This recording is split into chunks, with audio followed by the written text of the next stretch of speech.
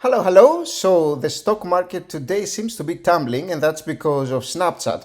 Snapchat had its earnings report, and it's down about 27% pre-market. So it may be likely that we're approaching a 30% drop for Snapchat today when the market's open in a few hours. Now, Snapchat has been a story that has been falling for a long while now. We have talked about it in previous videos.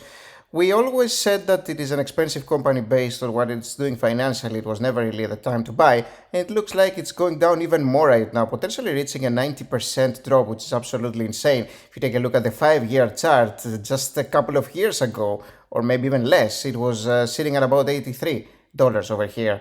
And so the MAC chart, you can kind of take a look here and see that the company has been pretty much a disaster, going down precipitously in the past few years.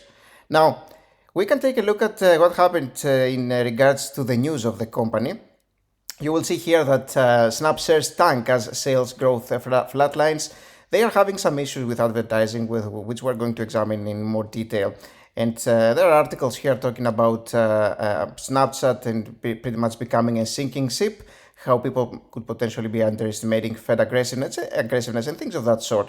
But let's examine the facts, what happened with Snapchat, and see why it's going to be affecting a lot of the market today, the vast majority of the market. Already, companies like Meta are down like 5% as a sympathy play because of fears for advertising. Google is down as well, I believe like 3% or so. So we'll see. We'll talk about these companies as well in separate videos potentially. Now, you will see here that Snap missed on the top and bottom lines in the second quarter earnings report, and they are still authorizing a stock repurchase program, which is interesting, but I don't know if it's a good idea. Again, we will examine that in detail a little bit later. Now, what did they do? Let's examine here what the company did.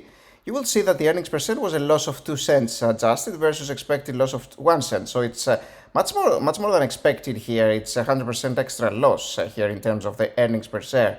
And the revenue here was 1.11 billion versus 1.14, a little bit less. And the global daily active users a little bit more than expected, really. So that was a little bit better. But the company has been slacking quite significantly in terms of earnings, and it's already negative earnings to begin with. Now, the very bad part here is probably this one here.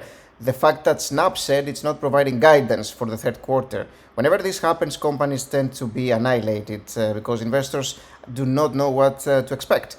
And fear in the stock market is really prevalent right now. And people don't like uncertainty, especially investors. And this is why whenever you see this kind of news, the fact that the company is not providing guidance, it's always, or at least for the most part, a very bad sign for the company and for the stock price especially. Now, you will see that they are mentioning that forward-looking visibility remains incredibly challenging, and that does make sense. The current environment is challenging for sure. But the company said that the revenue is so far in the period is approximately flat from a year earlier, so it doesn't seem to be increasing at all. Now, it doesn't seem to be going down either, so approximately flat may not be terrible, but the fact remains the company is not really growing right now, and in fact they seem to be doing worse than what they were doing previously. And analysts were expecting sales growth of 18% for the third quarter actually. They are saying that they are not satisfied with the result, but remember that the company has already had a massive plunge of like 43% in the previous earnings report really. And now after this one, they are absolutely annihilated. It's going to be another 30% down day here, it looks like. And so the company doesn't seem nicely placed here to withstand pressures. But let's examine the details of the financials, what is happening with the company, and kind of take a little bit of a closer look. Before we do that, we can take a look at the futures here. You will see that they are very down, with the Nasdaq basically taking the biggest hit here. 0.7% down is what we're currently looking at. So we're probably going to be having some negative price action for quite a few companies here in the Nasdaq, and also the S&P as well, being down 0.36%. But we'll see that when the market opens again in a few hours. It's still a little bit early. It may actually be a little bit worse, I feel. We'll see as investors pretty much wake up and learn on the news, listen to the news. So let's actually see right now what is going on with the company really, and what we should be expecting and what we should be potentially doing with a company like Snapchat right now. I kind of always like to take a little bit of a peek at the social trends. You'll see that it's trending tremendously right now, which makes it a fantastic target really for a trade. So if people are looking to trade this one, it may be an interesting target. Trade it on the upside or the downside when there is a trend during the day. We're not really doing trading here in this channel, but it's useful to know what is going on with the trends of a company at any time really. Now, the insider trades, you will see here that there is nothing too weird going on here. Like the sales have been about the same level from the previous months. In fact, 6 months ago, there seemed to be even more sales than the last 3-month period. But there's no purchasing here, there's no buying. And in terms of senators, actually, it's interesting to see that a senator has actually sold here last trade in June 10 over here. This is Kathy Manning. And this was a lot of $15,000 to $50,000, and Gottheimer also sold back in February. But for the most part, the only person who actually bought here, you will see that there's one purchase, is over here, Rohit Khanna. Back in March, actually the published date was April 16, back in March 24 it happened, and yeah, there was a purchase over here, a smaller one.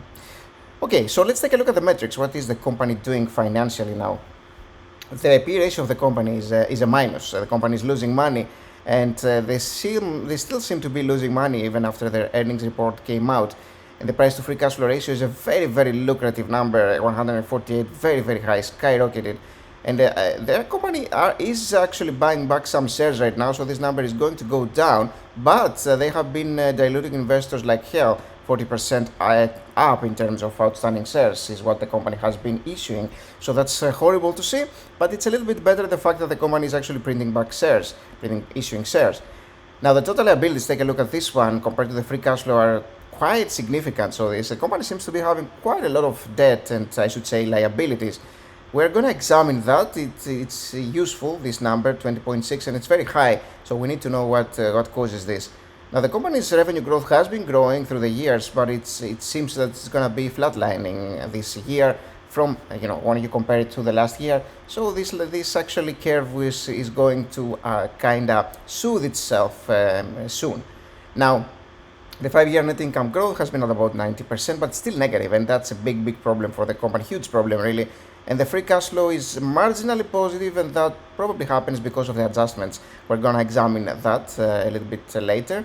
And the 5-year total equity growth has been a little bit more because the company has been issuing tons of shares, understandably.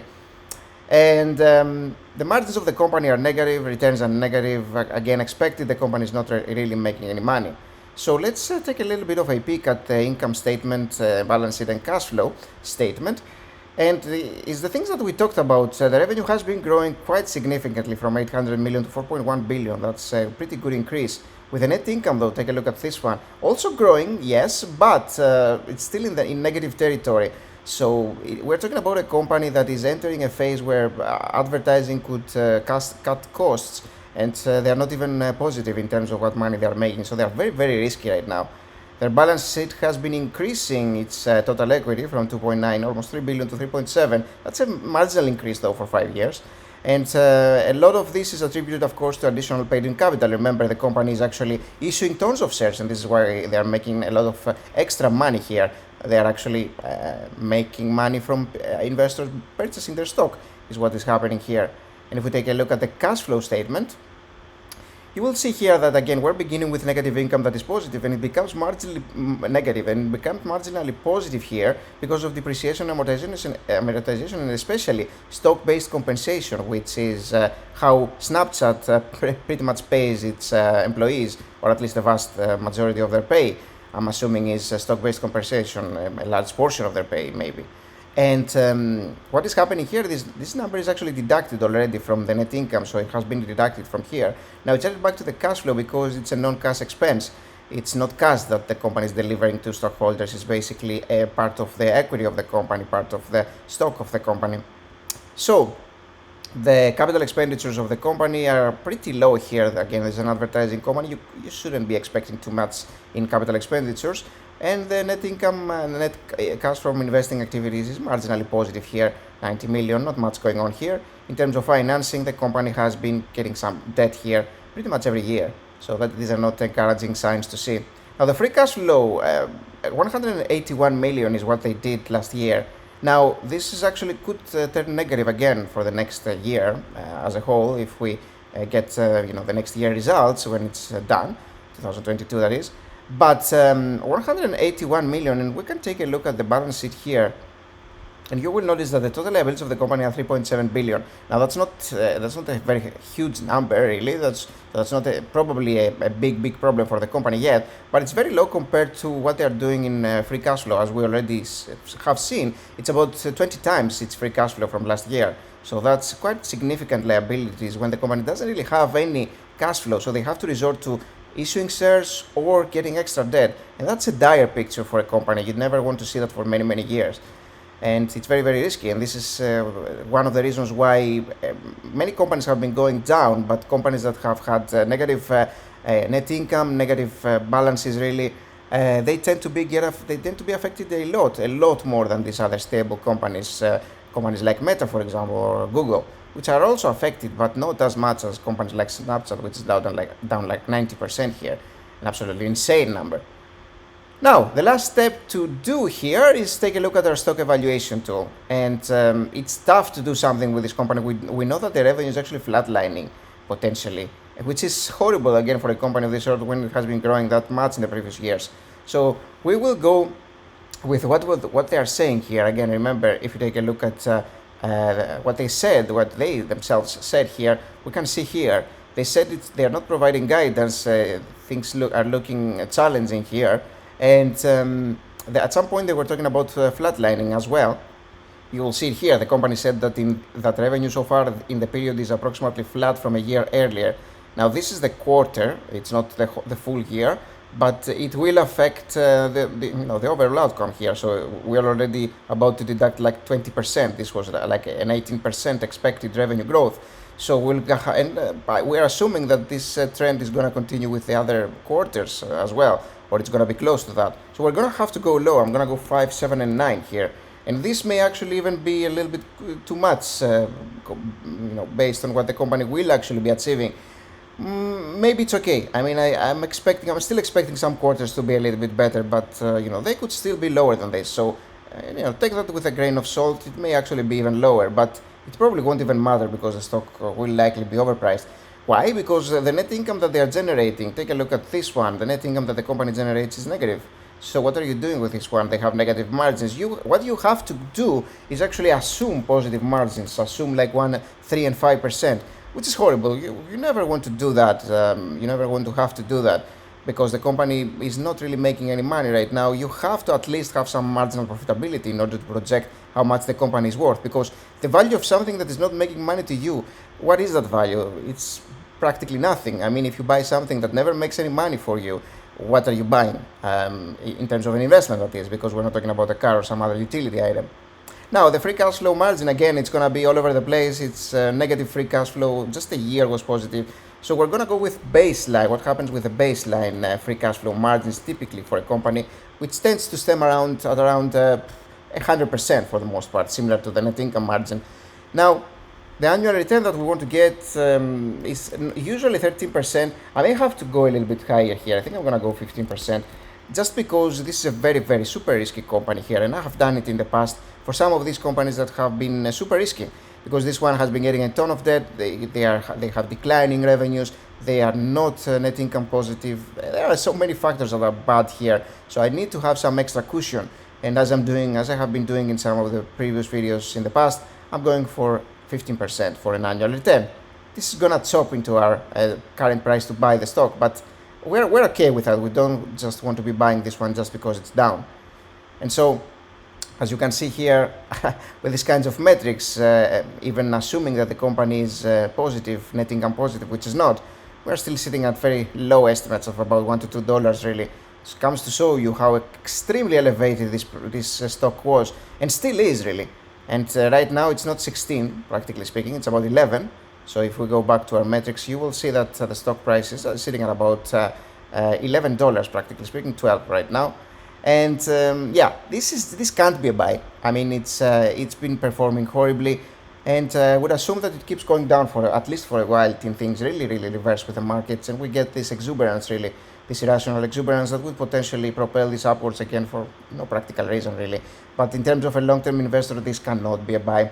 Thank you for watching the video, guys. Remember to leave a like, that helps a ton, and subscribe if you're not a subscriber already. And I'll see you in the next video, in which I will likely be talking about Meta, Google. I'll probably be making some videos, maybe Shopify.